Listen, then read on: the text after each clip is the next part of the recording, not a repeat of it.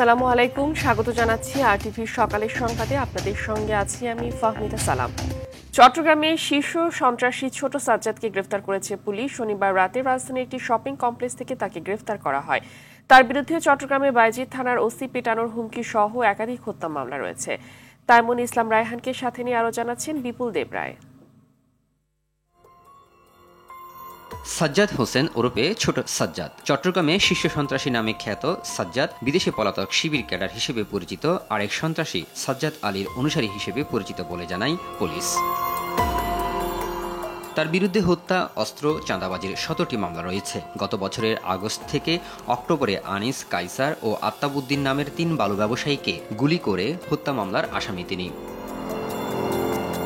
গত বছরের 17 জুলাই চাঁদগাঁও থানা পুলিশ অস্ত্রসহ সাজ্জাদকে গ্রেপ্তার করে। পরের মাসের শুরুতে তিনি জামিনে বেরিয়ে আসেন। এরপর 4 ডিসেম্বর নগরের অক্সিজেন এলাকায় পুলিশ ধরতে গেলে গুলি ছুটতে ছুটতে পালিয়ে যান তিনি। এতে পুলিশ সহ 5 জন আহত হন।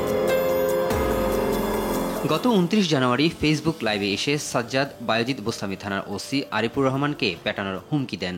শুধু ওসি আরিফের উদ্দেশ্যে হইতাম চাই তুই মা যতক্ষণ সুস্থ থাকবে, যতক্ষণ আর ফুয়ার বিচার নো এতক্ষণ। পরদিন সাজ্জাদকে ধরিয়ে দিতে নগর পুলিশ কমিশনার পুরস্কার ঘোষণা করেন। তারই ধারাবাহিকতায় শনিবার রাতে সাধারণ জনগণের সহযোগিতায় সাজ্জাদকে রাজধানীর একটি শপিং মল থেকে গ্রেপ্তার করে পুলিশ। সাজ্জাদ বুড়ির নাতি, সে চট্টগ্রামের শীর্ষ সন্ত্রাসী, নাম্বার 1 সন্ত্রাসী হিসেবে পরিচিত। তাকে গ্রেপ্তারের জন্য আমরা দীর্ঘদিন থেকে চেষ্টা চালিয়ে যাচ্ছি, কিন্তু সে অত্যন্ত কৌশলী ছিল এবং বিভিন্ন ওয়েতে অর্থাৎ গ্রেপ্তার এড়িয়ে যাচ্ছিলেন। সাধারণ জনগণের সহযোগিতায় তাকে বসুন্ধরা সিটি থেকে গ্রেপ্তার করতে সক্ষম হয়। আদালতের মাধ্যমে সাজ্জাদকে বিচারের আওতায় এনে দৃষ্টান্তমূলক শাস্তির ব্যবস্থা করা হবে বলে জানায় পুলিশ। বিপুল দেবরায়, আরটিভি, ঢাকা।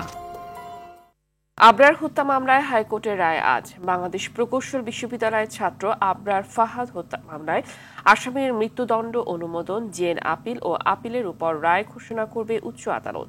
বিচারপতি AKM আসাদুজ্জামান ও বিচারপতি সৈয়দ এনায়েত হোসেনের হাইকোর্ট বেঞ্চের কার্যতালিকায় মামলাটি রায়ের জন্য রাখা হয়েছে। এই মামলায় 2021 সালের 8 ডিসেম্বর রায় দেন ঢাকার বিচারক আদালত। রায়ে 20 জনকে মৃত্যুদণ্ড এবং 5 জনকে যাবজ্জীবন কারাদণ্ড দেওয়া হয়। দর্শক, এই মুহূর্তে হাইকোর্টে রয়েছে সহকর্মী মাহিন আরাফাত, সরাসরি যুক্ত হচ্ছেন তিনি আমাদের সাথে। মাহিন, আবরার হত্যা মামলায় রায় নিয়ে বিস্তারিত কি তথ্য আছে আপনার কাছে, জানাবেন।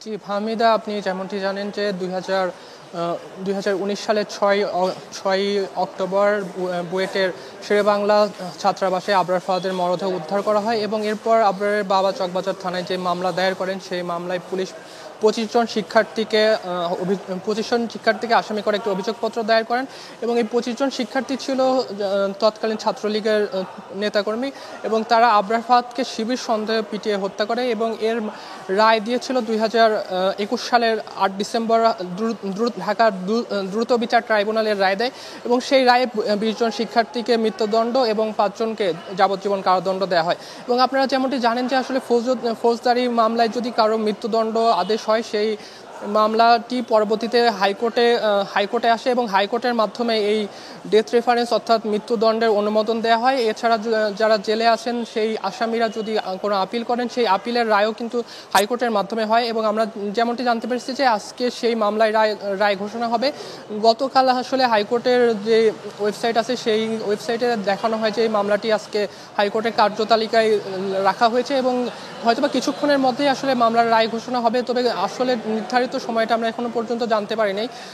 কিছুক্ষণ পর আমরা আসলে জানতে পারবো যে মামলাটির রায় ঘোষণা হয়েছে কিনা বা আসলে ঠিক কখন রায় ঘোষণা হবে। এবং আপনাদেরকে আসলে আরেকটু জানিয়ে রাখি যে 20 জন শিক্ষার্থীদেরকে মৃত্যুদণ্ড দেওয়া হয়েছিল, তার মধ্যে একজন হচ্ছে জেমি নামের এক মৃত্যুদণ্ডপ্রাপ্ত আসামি। সে গত 6 আগস্ট গাজীপুরের হাই সিকিউরিটি যে কারাগার আছে সেখান থেকে পালিয়ে যায়।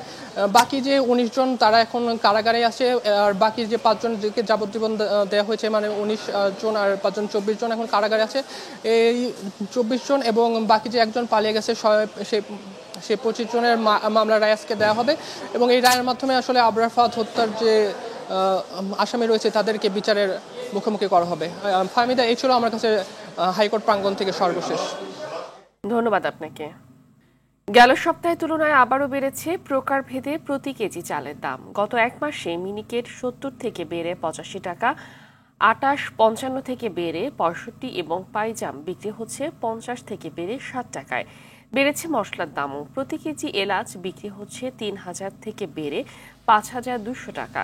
সয়াবিন তেলের সরবরাহ বাড়লেও দাম কমেনি এখনো। ক্রেতারা বলছেন, ডাল, চিনি সহ যেসব পণ্যের দাম কমেছে তা আরও সহনীয় পর্যায়ে আসা উচিত। এদিকে বাজার সিন্ডিকেট ভেঙে বাজার মনিটরিং জোরদার করার কথা বলছেন ক্রেতারা।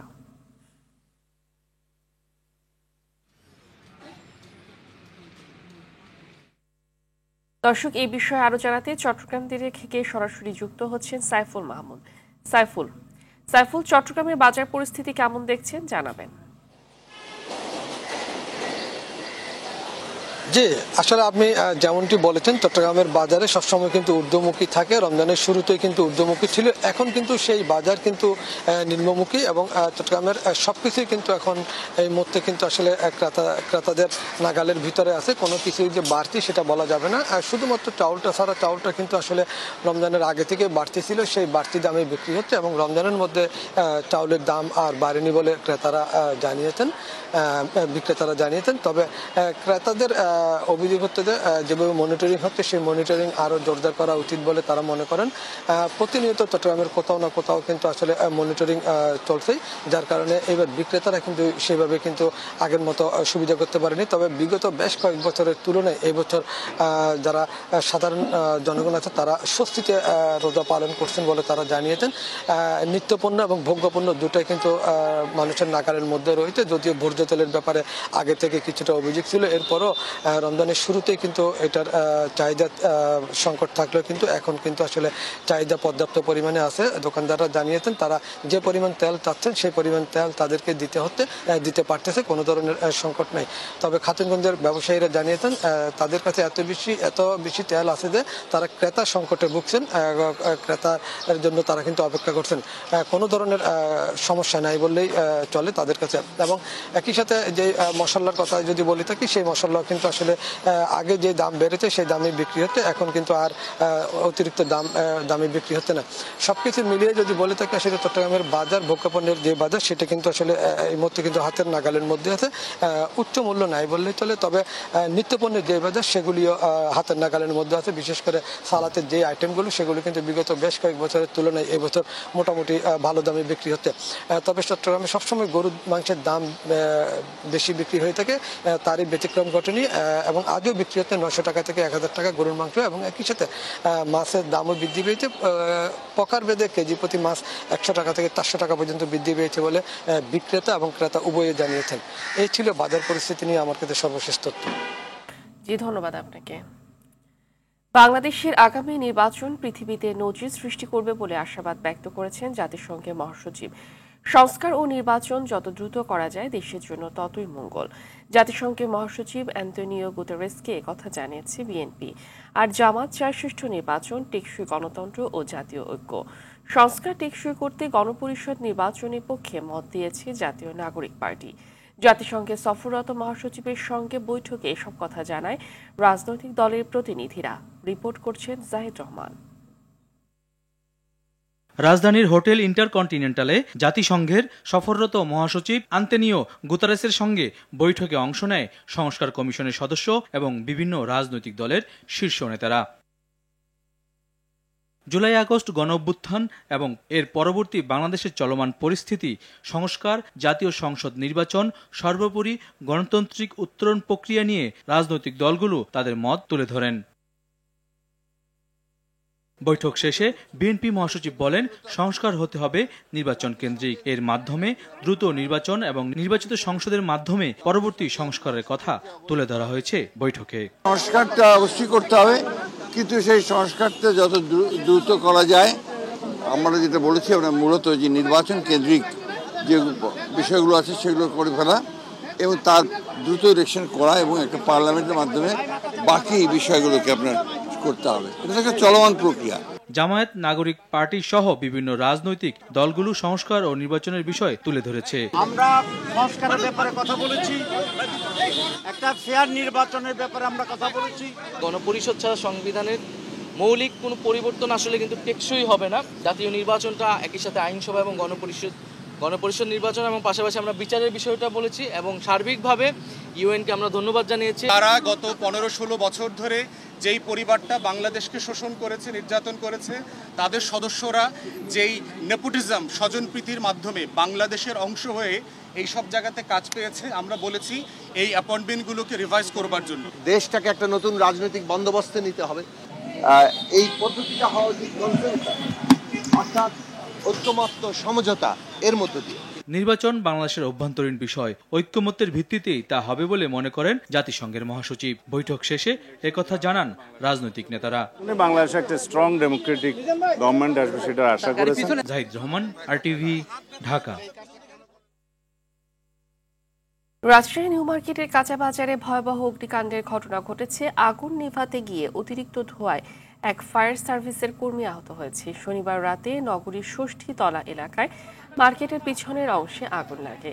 খবর পেয়ে ফায়ার সার্ভিসের 7টি ইউনিট ঘটনাস্থলে পৌঁছে 1 ঘন্টার চেষ্টায় আগুন নিয়ন্ত্রণে আনে। আগুনে মার্কেটের ভিতরের অংশের কোনো দোকানের ক্ষতি না হলেও পিছনের অংশের 11 থেকে 12টি সবজি ও মুদি দোকান পুড়ে গেছে। আগুন লাগার কারণ তাৎক্ষণিকভাবে নিশ্চিত হওয়া যায়নি, তবে শর্ট সার্কিট থেকে আগুনের সূত্রপাত হতে পারে বলে ধারণা করা হচ্ছে বলে জানান রাজশাহী ফায়ার সার্ভিসের সহকারী পরিচালক দিদারুল আলম। এখন থেকে গণপরিবহনে নারীরা হয়রানির শিকার হলে নারীর সুরক্ষায় চালু হওয়া হেল্প অ্যাপে অভিযোগ করলে সেটা ফার্স্ট ইনফরমেশন রেকর্ড FIR হিসেবে নথিভুক্ত হবে। পরবর্তীতে পুলিশ বাদী হয়ে মামলা দায়ের করে তদন্ত শুরু করবে, এমনটি জানিয়েছে Dhaka metropolitan police DMP commissioner Sheikh Sajjad Ali. বিস্তারিত বিল্লাল হোসেনের রিপোর্টে। হেল্প অ্যাপস, যা রাজধানীর গণপরিবহনের নিরাপত্তা নিশ্চিতের তৈরির নতুন প্ল্যাটফর্ম। সাধারণত এখনো গণপরিবহনে ইপটিজিং বা যৌন হয়রানির নিপীড়নের জন্য থানায় অভিযোগ দিতে গিয়ে উল্টো ভোগান্তির শিকার হতো নারীদের। তবে এখন থেকে এই অ্যাপসের মাধ্যমে থানায় না গিয়ে তাৎক্ষণিক সহায়তা চাইতে পারবেন তারা। Broadcast journalist centre, BGC, Swiss Bangladesh foundation যৌথভাবে এই অ্যাপস ভিত্তিক পরিবেশনায় নারীরা অভিযোগ দেওয়ার সাথে সাথে FIR হিসেবে থানায় নথিভুক্ত হবে। ফলে থানায় গিয়ে অভিযোগ ও মামলা করার ভোগান্তি থাকছে না। GPS ট্র্যাকিং এর মাধ্যমে নারীর প্রকৃত অবস্থান দ্রুতই জানা যাবে এই অ্যাপসের মাধ্যমে।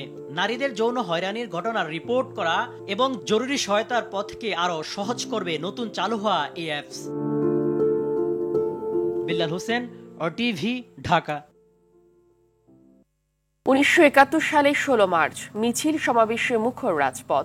মুক্তি সংগ্রামের এসব উত্তাল দিনের কথা তুলে ধরে অবিস্মরণীয় অবদান রেখেছিল গণমাধ্যম। জ্যেষ্ঠ সাংবাদিক মুক্তিযোদ্ধা মতিউর রহমান চৌধুরী বললেন, সংবাদ মাধ্যমের সাহসী ভূমিকা মুক্তিযোদ্ধাদের অনুপ্রেরণা যোগাত, আন্তর্জাতিক পর্যায়ে জনমত গঠনেও রেখেছে ভূমিকা। আতিকা রহমানের রিপোর্ট। 1971 সালে 16 মার্চ সকালে প্রেসিডেন্ট ইয়াহিয়া খানের সঙ্গে 2.5 ঘন্টা নিষ্ফল বৈঠক করেন সে সময়কার আওয়ামী লীগ প্রধান শেখ মুজিবুর রহমান। ময়মনসিংহে এক জনসভায় ন্যাপ প্রধান মাওলানা আব্দুল হামিদ খান ভাসানী জনগণের প্রতিনিধির কাছে ক্ষমতা হস্তান্তরের দাবি জানান। চারু ও কারু মহাবিদ্যালয়ের ছাত্র শিক্ষকরা কেন্দ্রীয় শহীদ মিনারে সভা করে। অগ্নিঝরা মার্চ সহ মুক্তিযুদ্ধের দিনগুলোতে অস্ত্র, কণ্ঠ, কলম যুদ্ধে তখনকার গণমাধ্যম কর্মীরা ঐতিহাসিক ভূমিকা পালন করে। রাজনৈতিক পটভূমি, রণাঙ্গনের খবর, মুক্তিযোদ্ধাদের খবর, শরণার্থী শিবিরের দুর্দশা সহ বিভিন্ন সংবাদ প্রকাশ করে তারা।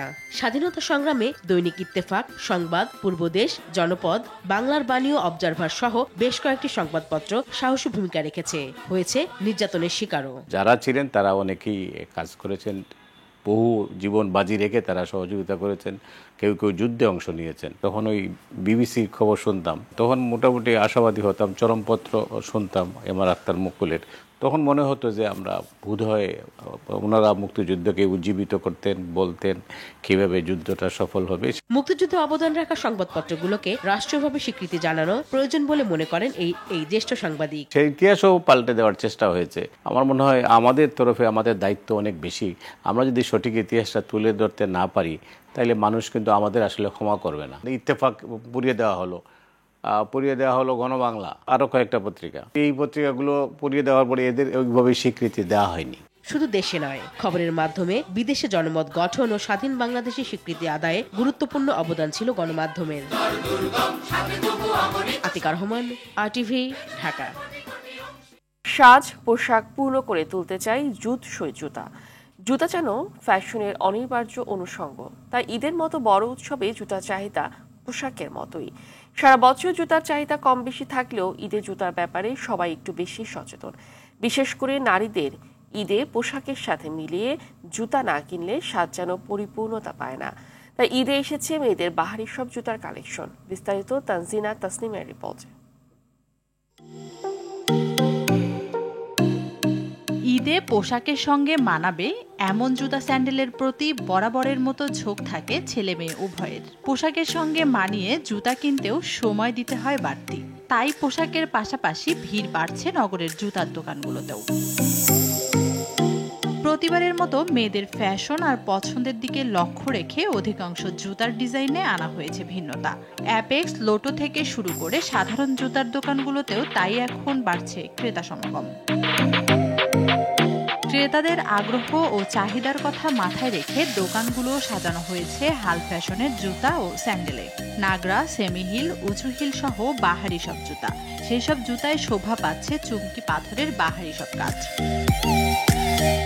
মেয়েদের নাগরা চলছে, যে কমফোর্ট স্যান্ডেলগুলো চলতেছে, এগুলো বর্তমান নরম যেগুলো চলে বেশি, ভালো কোয়ালিটি এগুলো। দাম খুব রিজনেবল, খুব বেশি না, খুব রিজনেবল প্রাইস আছে সব কিছু। 1800, 1500, 2000, 2200 এরকমের মধ্যে হয়ে যাচ্ছে। আমাদের নতুন কালেকশন আছে ফ্ল্যাট হিলে আছে, ফ্ল্যাট এবং মিডিয়াম হিল আছে এবং হাই হিল আছে। যেমন আমাদের রেঞ্জ আছে 990 থেকে স্টার্টিং করে আমাদের 2990 পর্যন্ত আছে এখন আমাদের রেঞ্জ। ঈদকে পূর্ণতা দিতেই জামার সাথে মিলিয়ে জুতা কিনতে আসা বলছেন ক্রেতারা। অবশ্যই ম্যাচিং করে না পড়লে তো আউটফিটটা মানে ইনকমপ্লিট থাকে, কমপ্লিট হয় না, টোটালি ভালো লাগে না দেখতে। রেগুলার ওয়ারের গুলা চলে আর কি, ঠিক আছে। আবার হচ্ছে যেগুলো অকেশনালি বা ভালো ড্রেস আপের সাথে ভালো মানে স্যান্ডেল, ওগুলো একটু প্রাইস বেশি মনে হয়। আসলে ভালো জিনিস তো একটু প্রাইস বেশি হবেই। এবার কালো বা চকলেট রঙের জুতার পরিবর্তে হালকা শাইনি বা অ্যান্টিক রঙের জুতা বেশি চলছে বলে জানা গেছে।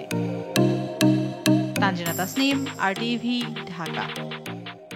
শক্তিশালী টর্নেডোর আঘাতে যুক্তরাষ্ট্রের দক্ষিণ পূর্বাঞ্চলের বেশ কয়েকটি অঙ্গরাজ্য কার্যত লণ্ডভণ্ড হয়ে গেছে। শক্তিশালী এই টর্নেডোর আঘাতে দেশটিতে নিহতের সংখ্যা বেড়ে দাঁড়িয়েছে 32 জনে। এছাড়া আহত হয়েছে আরও বেশ কয়েকজন। এক প্রতিবেদনে এ তথ্য জানায় বার্তা সংস্থা AP। আর এই দুর্যোগে যুক্তরাষ্ট্রের 6টি অঙ্গরাজ্যে প্রায় 2.5 লাখ ঘরবাড়ি ও সম্পত্তি বিদ্যুৎহীন হয়ে পড়েছে। এমতো অবস্থায় দেশটির এই অঞ্চলে আবহাওয়ার আরও অবনতির আশঙ্কার কথা জানানো হয়েছে।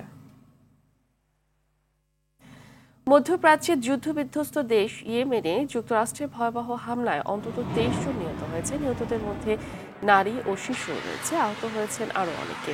রোববার এক প্রতিবেদনে এই তথ্য জানিয়েছে সংবাদ মাধ্যম আল জাজিরা। ইয়েমেনে হুথি যোদ্ধাদের অবস্থান লক্ষ্য করে চালানো হামলায় হতাহতের এই ঘটনা ঘটে। ফিলিস্তিনে গাজায় বর্বর ইসরায়েলি বাহিনীর হামলায় কমপক্ষে 12 জন নিহত হয়েছে। নিহতদের মধ্যে 3 সাংবাদিক ও বেশ কয়েকজন সহায়তা কর্মী রয়েছে। আহত হয়েছে আরও বেশ কয়েকজন। রোববার এই তথ্য জানিয়েছে সংবাদ মাধ্যম আল জাজিরা। সকালের সংবাদ এই পর্যন্তই। মধ্যাহ্নের সংবাদ দুপুর 12টায় দেখার আমন্ত্রণ রইল। ধন্যবাদ সবাইকে।